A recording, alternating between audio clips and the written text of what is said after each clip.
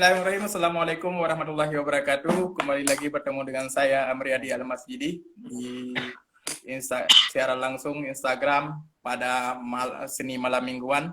Seperti biasa kita tidak jauh-jauh membahas masalah seni baik dalam videografis maupun desain, puisi. Nanti juga akan kita bahas beberapa artis-artis yang lain yang akan kita undang.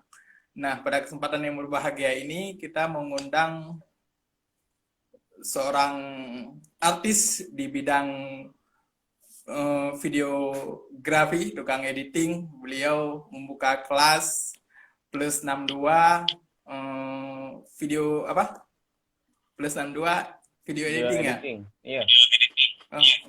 Editing online class. Nah, lebih lanjutnya buka aja Instagramnya beliau. Nanti ada keluarnya nanti. Selain itu beliau juga punya channel YouTube Ibnu Hakim atau Ibnu Hakim? Ibnu Hakim aja. Oh, Ibnu Hakim aja ya. Itu nanti bisa kunjungi ke channel YouTube beliau dan ke channel YouTube beliau. Di sana juga tersedia tutorial ngedit video. Kalau saya lihat kemarin ada ya beberapa tutorial di sana di channel YouTube beliau. Oh iya. Ada yang editnya pakai After Effects, Filmora, kemudian yang dari HP juga ada ya? Iya, masih ngedit video pakai. Masih gado-gado sih sebenarnya, tapi ada fokus dari master. Iya, adalah tutorial di sana gitu. Nah, dengan saat ini kan maraknya smartphone itu rata-rata memiliki kualitas kamera yang sangat bagus dibanding smartphone yang dahulu yang cuma kameranya ya cuma beberapa pixel saja. Sekarang kameranya sudah canggih, jernih, bahkan ada aplikasi yang bisa menjernihkan video Anda. Nah, kita jangan berlama-lama karena judul kita pada malam yang tema kita pada malam yang berbahagia ini yaitu sinematik smartphone. Nah, sinematik smartphone ini kita fokuskan pada pengambilan video, kemudian editing video. Cuma dua saja pembahasan pada malam berbahagia ini. Nah, apakah memungkinkan kita membuat video sinematik hanya modal smartphone? Silakan, Pak Ibnu Hakim. Ya, namun sebelumnya, namun sebelumnya bisa memperkenalkan diri terlebih dahulu kepada pemirsa kita. Ini sudah 106 ya. Allah ya. Assalamualaikum warahmatullahi wabarakatuh. Saya Ibnu Hakim. Saya seorang alugada ya, apa lu mau gua ada. Jadi saya dari video editing, desainer, website, UX design, bahkan konten kreator. Jadi mana yang job desk-nya banyak, saya ada di sana. Jadi mana yang diperlukan pasti ada ya.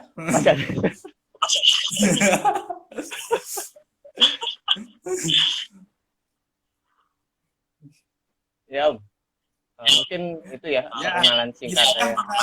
Memungkinkan nggak kita mengedit video memungkinkan nggak kita mengambil video sinematik atau video pembelajaran, video tentang sebuah produk hanya modal HP atau smartphone?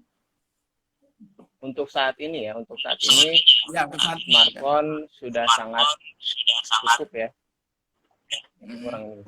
Sudah sangat cukup untuk mencakup semuanya ya, dari sinematik membuat video sinematik, terus video pembelajaran dan lain-lainnya.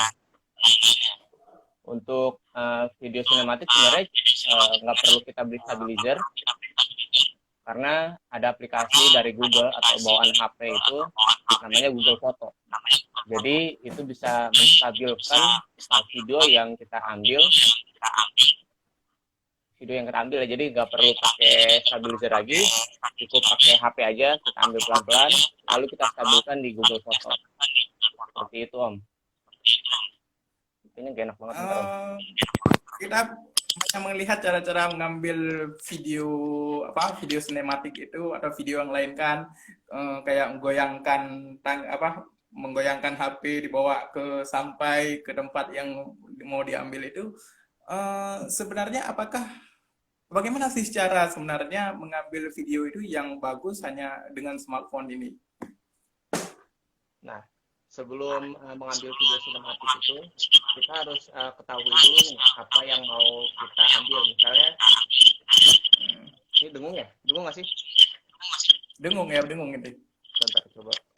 Ribet banget nih.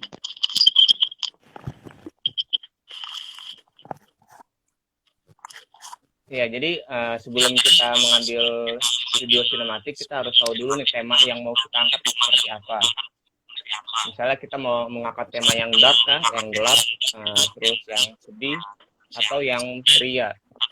Jadi dari tema-tema tersebut juga kita bisa menentukan speed-nya, ya, speed dari pengambilan gambar ya. Misalnya kita mau yang ceria, berarti kan emang banyak. Bentar ya Om. Ya, sip. Yeah. Di belakang backgroundnya ada bunga-bunga. Jadi ceria. Kayaknya pas untuk ngambil video yang ceria.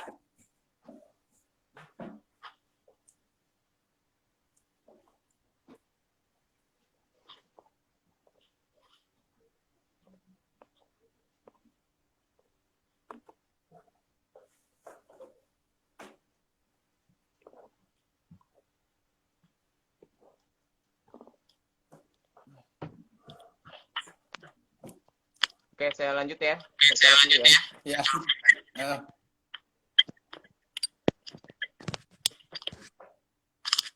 Oke, jadi sebelum tadi balik lagi ke sebelumnya, sebelum kita membuat sebuah video sinematik, kita harus menentukan temanya terlebih dahulu.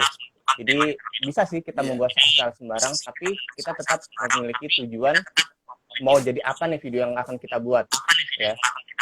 Misalnya kita mau membuat video yang tadi yang senang ya, berarti kan kecepatan dari pengambilan gambar itu juga harus teratur, jangan misalnya pelan terus diambil cepat, ya kan? Kalau misalnya yang suaranya double Om? Enggak double, enggak. Double ya? Bagusan mana tadi apa enggak? Ini pakai mic saya. Bagus ini. Kalau dengung sih masih agak dengung sih. Cuman tapi nggak double. Oh, ini aja Udah, ya. mendingan lah daripada tadi. Ini aja ya. Oke. Jadi ketika kita mengambil video yang misalnya kita mau buat itu, dengung banget itu. Kayak tadi aja. Ini banyak cobaan ya. Ya, jadi ketika kita mengambil video yang misalnya sinematik yang membuat seru itu, maka kecepatannya juga harus tetap diatur, namanya frame per second-nya. Misalnya kita ngambil dari bagian sisi kanan, lalu kita ngambil ke bagian sisi kirinya, ya kan? Atau kita bisa ngambil dari sisi kanan ke sisi kanan lagi, jadi dibuat memutar seperti itu. Lalu misalnya dari atas dan semisalnya. Namun itu adalah sebuah proses dalam pengambilan gambar ya. Tentunya sebagai finalnya itu adalah proses editingnya. Proses editingnya kita bisa menggunakan Google Foto. Nanti pemirsa di rumah, ini pemirsa kan ya, bisa melihat biasanya ini ada di folder Google ya, ada di gambung. Ada Play Store, itu ada Maps segala macamnya, ada Google Foto atau tulisannya foto doang, tapi dari Google. Itu teman-teman tinggal bisa klik aja, nanti tinggal diklik stabilkan. Insya Allah, misalnya video yang agak goyang-goyang dikit itu akan langsung stabil seperti menggunakan stabilizer. Tapi kalau misalnya memang memiliki modal lebih, bisa beli stabilizer untuk handphone. Itu sudah sangat cukup untuk membuat video sinematik. Tinggal teman-teman pertajam kembali cara memegangnya. Biasanya untuk mengambil video sinematik ada triknya, ya. Triknya misalnya kita menahan nafas, ya, tahan nafas terus sambil ditarik. ya, sambil digeser videonya seperti itu. Untuk selanjutnya masuk namanya tahap editingnya, yaitu kalau di HP yang fitur yang sangat banyak itu pasti memakai KineMaster. Jadi di KineMaster ini sudah hampir seperti Premiere Pro ya. Untuk video editing itu sudah sangat cukup sih sebenarnya. Jadi kita bisa melakukan hal apapun di KineMaster. Seperti itu sih. Untuk mengambil video itu bagusnya portrait atau landscape? Oke. Mengambil video itu bagusnya portrait atau landscape. Sekarang gini, sesuai kebutuhan kita mau uploadnya di mana, ya kan? Kalau misalnya kita buat untuk story WA, ya kan, story WA kita menggunakan portrait pastinya, ya story WA terus ya pokoknya untuk semua story kita menggunakan portrait. Apalagi sekarang lagi zamannya fitur reels, ya fitur reels di Instagram, terus ada video short di YouTube ya, video short di YouTube. Lalu ya sama seperti TikTok, berarti mereka lebih mengambil bentuk potret.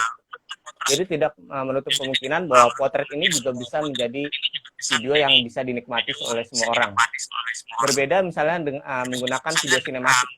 Video sinematik itu lebih enak dan lebih memukau jika kita melihatnya dengan sudut pandang landscape. Ya, karena kan kita mau melihat apa aja sih objek yang diambil, lalu pemandangan apa yang diambil, seperti itu.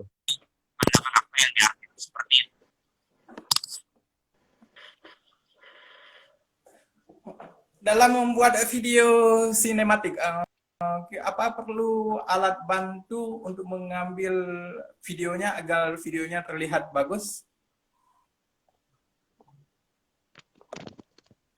Agak putus-putus ya? Iya, untuk alatnya ya. Pertanyaannya, alat bantu. Apa perlu kita mengambil sebuah alat bantu untuk mengambil agar kita terlihat lebih bagus dan lebih memukau gitu. Dan tidak goyang-goyang yang pastinya. Apa aja alat bantu itu? Seperti yang tadi kita bahas, bahwa untuk cara pengambilan gambarnya, dengung ya? Ya. Dengung nggak? Ya, dengung dikit. Bentar, saya colok lagi nih, Mika. Jadi ini colok cabut sebenarnya. Ya, untuk mengambil gambarnya, gambar dari video sinematik tadi, kita bisa menggunakan alatnya namanya stabilizer handphone. Itu harganya murah kok, dari 600.000 juga ada. Ya, harganya 600.000 sampai 2 juta itu ada. Jadi perbedaannya biasanya dari kualitas bahannya.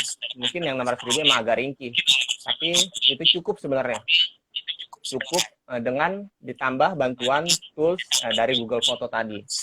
Jadi ya benar-benar kayak kita bisa membuat video sinematik yang indah menggunakan alat yang sederhana seperti itu. Jadi nggak perlu kayak gimbal gitu atau yang lainnya? Iya, stabilizer itu gimbal, Om. Oh, gimbal ya? sorry. sorry, nggak terlalu fokus saya. Saat mengambil video ini, kita mengambil video nih, perlukah aplikasi tambahan atau cukup aplikasi yang ada atau aplikasi kamera bawaan itu? Perlu nggak aplikasi tambahan? Untuk lo atau enggaknya, biasanya perlu sih ya, karena kan yang kita butuhkan adalah untuk mengunci kontrasnya ya, mengunci brightness atau kecerahan layar ya. Biasanya kamera handphone itu pada umumnya memiliki otomatis ya kan, otomatis fokus. Jadi ketika kita mengambil satu gambar, lalu dia menuju agak gelap, itu nama cahayanya itu akan menurun atau berkurang atau bahkan bertambah.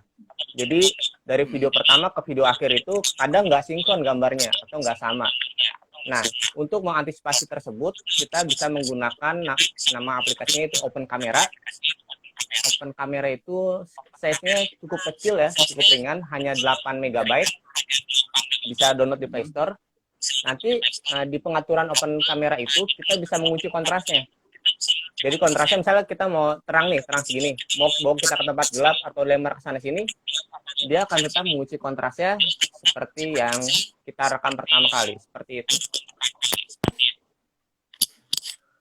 Kalau kita mengedit video, bisakah hanya menggunakan smartphone? Walaupun sudah dijelaskan tadi, apa namanya, ngedit video di smartphone itu KineMaster ya? Iya, betul. Apa saja sih aplikasi editing video khusus untuk smartphone? Yang pertama, untuk aplikasi editing video, yang pertama adalah KineMaster. Ya, sebenarnya KineMaster itu jika sesuai kebutuhan, misalnya untuk video sinematik itu sudah sangat cukup, ya kan? Itu sudah sangat cukup.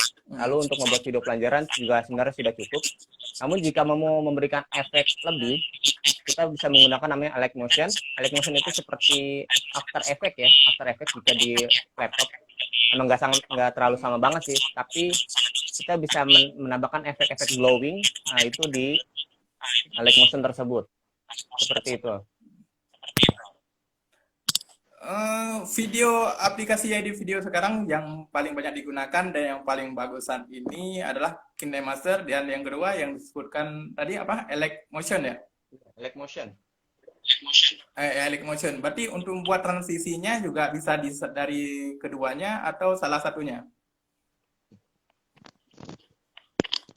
Dari kedua tools tersebut sebenarnya bisa menggunakan transisi. Tapi kalau hanya sekedar transisi lebih baik dan lebih prefer menggunakan KineMaster aja.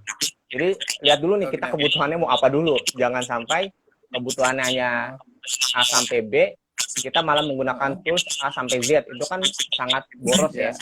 Apalagi kita tahu sendiri aplikasi-aplikasi untuk mengedit video itu sangat berat. Ya, apalagi untuk render ya kan, kita tahu sendiri itu sangat berat. Seperti itu. Memungkinkan nggak HP kentang dalam tanda kutip gitu, HP yang ya pokoknya RAM tidak terlalu memadai untuk edit video di sana, di HP tersebut? HP kentang ya? Kentangnya cuma iya, HP kentang.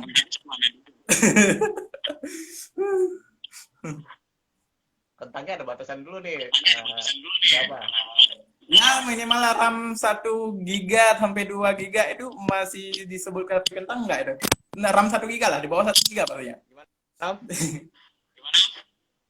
Kalau RAM di bawah 1 giga kayaknya disebut HP kentang ya, di bawah 2 giga ya. RAM 2 giga kayaknya disebut HP kentang. Kalau nggak salah saya ya. Oke, kita bahas ya. Nah, untuk teman-teman yang masih HP-nya kentang ya, kata Om Amri ya, bukan kata saya. Jadi RAM yang di bawah 2 giga itu sebenarnya cukup untuk menggunakan KineMaster aja ya. Dan durasinya sebenarnya pengaturan itu pada layer dari KineMaster-nya. Jadi semakin banyak layernya itu akan semakin banyak RAM yang dimakan. Seperti itu. Jadi untuk mengantisipasi tersebut, yang memiliki HP di bawah 2 giga, saran saya adalah untuk banyak ekspor. Jadi misalnya kita buat rangkaian pertamanya dulu, misalnya teks, terus kasih beberapa teks, terus tibanan gambar, misalnya sampai 4 layer, kita ekspor dulu nih. Ya kan, itu sudah menjadi satu video matang, lalu kita masukkan lagi, itu akan menjadi satu layer utama. Nanti baru kita tambahkan, misalnya kita mau tambahkan audio, terus misalnya kita tambahkan transisi, atau misalnya ada kurang teks, kita tambahkan teks lagi, seperti itu. Jadi ini adalah untuk memanipulasi RAM kecil tetap bisa mengedit video yang luar biasa. Apakah untuk editing video khususnya di smartphone ini, apakah ada spesifikasi smartphone khusus untuk editing video? Spesifikasi gimana nih? Spesifikasi semacam RAM atau HP merek, jangan merek lah, HP apa gitu yang cocok untuk edit video seperti apa namanya? Kalau sekarang kan banyak ada antara Android dan iPhone itu, atau RAM berapa giga, maksudnya spesifikasinya agar tidak lemot dan bisa untuk ngedit video yang durasinya ya minimal 20 menit ke atas lah. Oke, oke. 10 menit ke atas lah itu. Kalau itu kan udah semakin panjang ya videonya, 10 menit ke atas itu. Gimana? Ya maksudnya spesifikasi smartphone untuk ngedit video gitu. Boleh lah disebutkan mereknya, kita kan nggak jual HP ya di sini. Oh, kita nggak di kan? Apa kira-kira HP apa yang cocok untuk ngedit video? Oke, oke. Ini nggak dulu ya, subscribe lagi misalnya. Jadi untuk handphone yang bagus, pastinya saya pernah menggunakan iPhone. Itu iPhone itu luar biasanya, walaupun RAM 1 GB, kita mau buka aplikasi apapun itu stabil. Jadi nggak ada lemot-lemotnya. Dan untuk emang editing video, ya mungkin iPhone bisa jadi pilihan utama jika kita standarnya adalah RAM. Karena RAM iPhone 1 GB itu bisa standar dengan RAM 3 atau 4 GB-nya Android. Itu bisa diuji sih. Kan? Karena dengan RAM itu kan adalah banyak, misalnya RAM 3 GB, berarti ada kapasitas 3 GB yang bisa ditampung banyak aplikasi apa yang aja yang kita buka, seperti itu. Nah, iPhone ini luar biasanya, walaupun RAM 1 GB itu bisa banyak membuka aplikasi. Namun kelemahan iPhone adalah pada baterainya. Sedangkan kita mengedit video itu pasti HP layar itu nyala terus, maka HP itu akan semakin panas, ya kan? Jadi untuk teman-teman yang mau edit video bisa menggunakan Android, mungkin yang 2 GB ke atas itu juga cukup, ya. 2 GB ke atas itu udah sangat bagus banget sih sebenarnya. Jadi misalnya kalau video 20 menit, berarti kan ada 20 menit, mungkin bisa dikali 3, hampir sekitar 60 menit ya. Hampir 60 menit kita menunggui dan melihat terus editing kita, ya kan?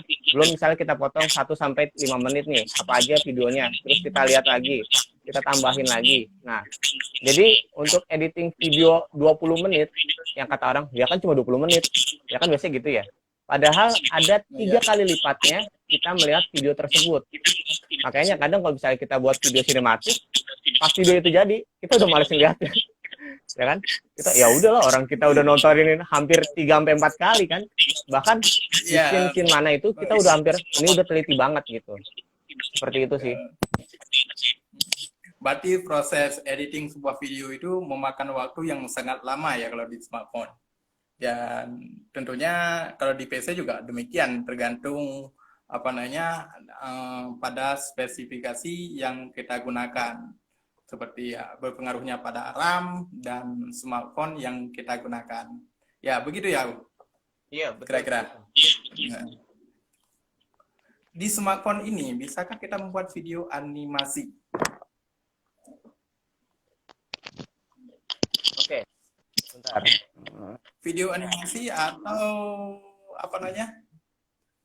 video animasi atau untuk 3D? Membuat animasi di HP, animasinya seperti apa dulu nih? Oke, kita bahas lagi kan. Misalnya animasi itu banyak. Kalau misalnya animasi yang menggerakkan orang, ya kan, terus ada namanya aplikasi, kalau nggak salah apa ya waktu itu ya. Jadi aplikasinya itu emang apa sih nama aplikasinya? Saya Jadi juga lupa itu kalau buat animasi sederhana, misalnya dari bola jatuh atau burung terbang, itu kita bisa manipulasi menggunakan KineMaster. Namun jika menggunakan misalnya membuat manusia utuh, lalu tangan kaki kanan yang bergerak, itu menggunakan aplikasi khusus. Jadi kita menggambar frame by frame-nya. Lalu bisa juga misalnya kita aplikasi stop motion. Aplikasi stop motion adalah aplikasi yang dibuat menggunakan gabungan dari berbagai foto. Ya. Jadi ada yang namanya FPS, frame per second. 1 detiknya itu adalah 30. Jadi 1 detik itu ada 30 foto yang diambil. Misalnya gerakan seperti ini, lalu kita mau buat animasinya, maka kita membutuhkan 1, 2, 3, 4, 5, 6, 7, sampai 30. Jadi pas kita play dalam 1 detik, maka dia akan seperti ini. Semakin banyak frame per second ya, atau gambar dalam 1 detik itu, maka akan semakin halus video yang dihasilkan. Ini adalah pembelajaran animasi sih. Pembelajaran animasi singkat, ya. Jadi itu adalah kunci dasarnya. Dalam membuat animasi juga ya kita bisa memanipulasi menggunakan KineMaster. Sebenarnya KineMaster itu sudah sangat cukup banget jika kita ingin mempelajari lebih dalam lagi. Ya, luar biasa penjelasan dari narasumber kita pada malam yang berbahagia ini. Mungkin kita cukupkan di sini saja pertemuan yang berbahagia ini karena sudah jam 8:30, karena waktu kita cuma setengah jam untuk setiap live-nya. Saya Amriyadi Al-Masjidi sebagai